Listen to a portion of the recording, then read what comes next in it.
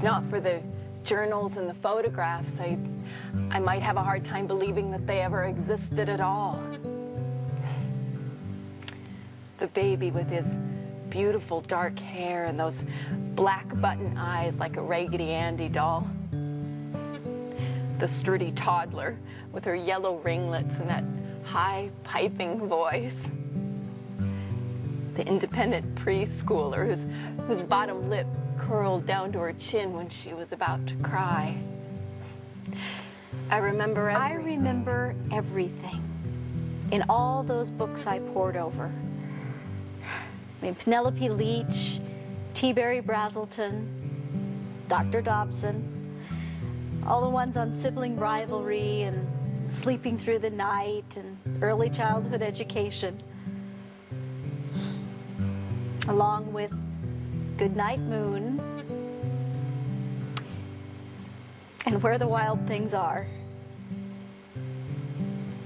They are battered and spotted and well used. But I suspect that if you flip the pages, that dust would rise like memories. You know what those books taught me, and what those other mothers on the playground taught me, and the well-meaning relatives, what they all taught me finally was that they really couldn't teach me anything at all.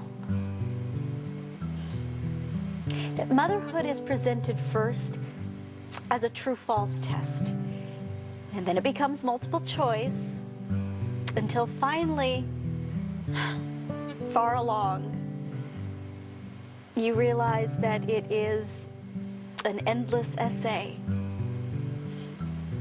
Nobody really knows the answers. I think the biggest mistake I made is the one that most of us make while doing this. And that is, I didn't live in the moment enough. And that is so clear to me now, that the moment is gone, captured only in photographs. I have this picture of them. They're sitting on the grass, on a quilt, on a sunny summer day, under the shadow of a swing set. And I think they were probably 4 and 6. Gosh, I wish I could remember what we ate that day and what we talked about and how they sounded. And I really wish I could remember what they looked like when they were sleeping that night in bed. I wish I hadn't been in such a hurry to always get on to the next thing, get it all done, you know, dinner, bath, book, bed. I wish I had treasured the doing a little bit more than just getting it all done.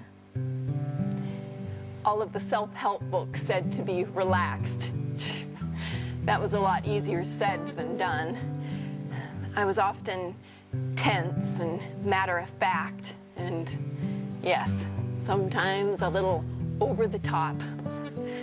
But look how it all turned out. I ended up with 3 of the people that I like most in this world. That's what the books never told me. I was bound and determined to learn from the experts. It just took me a while to figure out who the real experts were.